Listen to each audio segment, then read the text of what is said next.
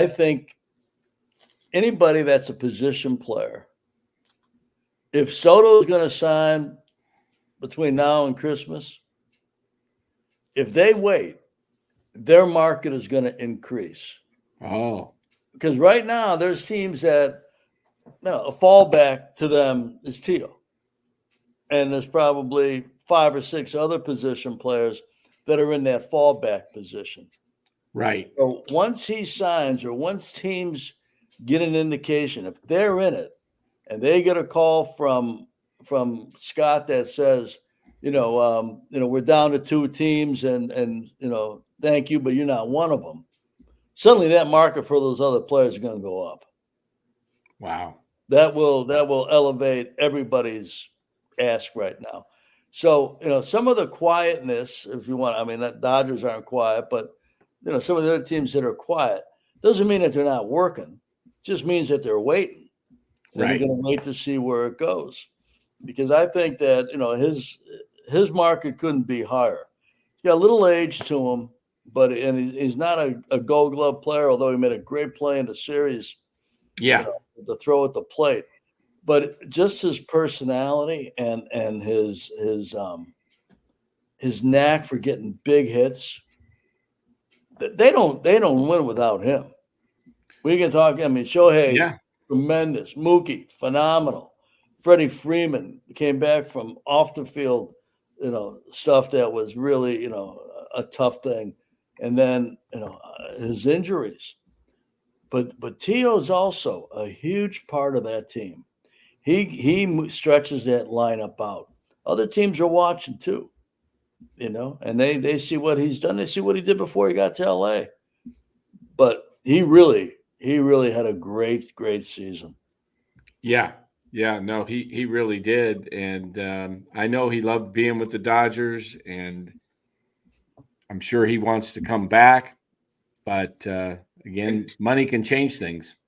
And Teal's a perfect example, guys, of what we talked about when he was with Toronto. He was a middle of the order guy. He had a lot more pressure to produce. But when you're in a loaded lineup like the Dodgers, like Ned was alluding to, and you have balance, and you could hit 6th or 7th, it's funny how you automatically play better, because there's not enough. There's not so much pressure on you to hit 30 homers. And that's a great point. Runs.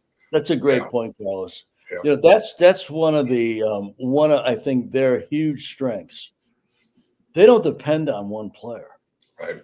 They have so many players that the pressure. I mean, there's always pressure to produce, but you watch how their at bats go and how they play. They don't have the same pressure as a team with 2 or 3 hitters. The bottom of their order, I think, was different than everybody else's. As you look at the Padres and the Mets and the Yankees, the 3 teams they beat to win the World Series, the Dodgers didn't have what you would call star players at the bottom of their lineup, but so clutch. And Kike Hernandez. I mean, who as a bottom of the order hitter is more clutch than this player? I was just going to bring him up. Yeah, or not Kiki, but how about, I was thinking the other one, Tommy Edmonds. Look how he came through.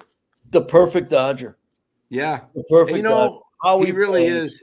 I think they signed him to a 5-year deal the other day, and I thought to myself, he's replacing Chris Taylor, isn't he?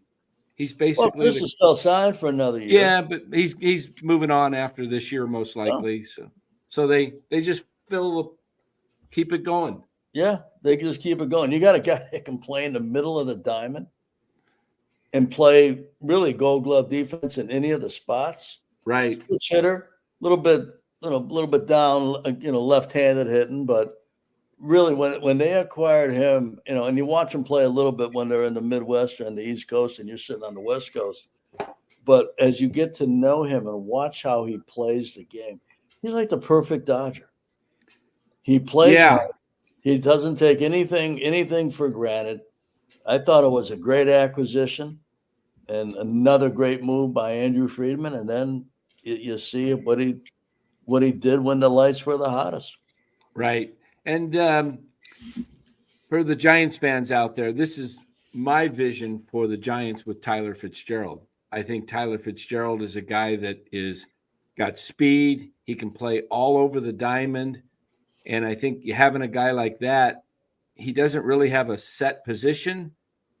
I think he's best suited, moved around the diamond and giving guys a day off here and there during the week, and he gets to play 5 days a week, but at different positions, versus sticking him at second or short, which I don't think he's like a super great infielder. I think Casey Schmidt is a better fielding infielder at second base with a stronger arm. So I think you utilize Tyler Fitzgerald the way the Dodgers did with Chris Taylor in his prime. Chris Taylor was playing shortstop. He was playing second. He'd play the outfield, all three positions. He'd move around, but he was always in the lineup. But he was rarely at the same place unless there was an injury that he had to fill in for a period of time. Yep. And those guys are important. And I really do think Tyler Fitzgerald could fulfill that role because he's got some pop, he's got speed, and he's very athletic. So utilize that, move him around. Ned, go ahead, Bose. I'm sorry. I agree with you completely about Tyler and moving him around, but I'll just push back a little bit on this and ask both of your opinions on it. Is for a younger player, as opposed to a veteran, is having one set defensive position a little bit more important from a mental point of view? Because, we all play the game and we understand that sometimes young players, they take their mental and their defensive responsibilities to the plate with them.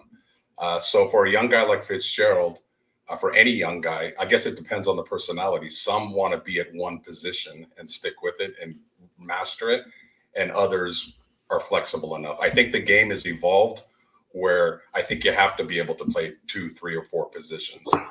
Whereas maybe in the past, it's like, no, stick me at shortstop and leave me there. So is that fair to assess it like that? You're right on. You're right on. I mean, for years, players would say, I'm not comfortable some other place. Right. So hit me in a certain spot, play me defensively in a certain spot. But as you just said, Carlos, the game's evolved where versatility is huge. And so if all you do is you play second base, okay? But you have an all-star ahead of you. Are you going to sit in the minor leagues or want to be traded off a good team?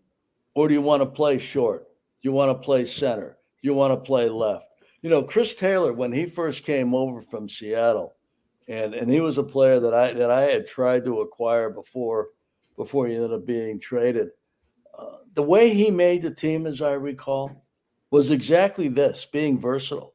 Yeah. In the spring training that he ended up making a team, he played all over. And nobody knew he could play all over, but he took it on.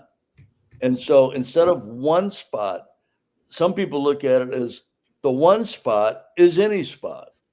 I'm prepared to play anywhere. I just want to play. Right. And that increases their value tremendously. Yeah. Yeah, it really does. We had Casey Schmidt on a few weeks ago with the Giants, and he came up a third baseman. He's a Gold Glove third baseman in the minor leagues. When he was drafted, he was compared to Matt Chapman as the next Matt Chapman in the field. And, with the Giants signing Chapman to 6 years, they pretty much blocked him. And so he's down. In fact, he'll be working out tomorrow in Arizona with Chapman, and he'll be working a lot at second base and shortstop.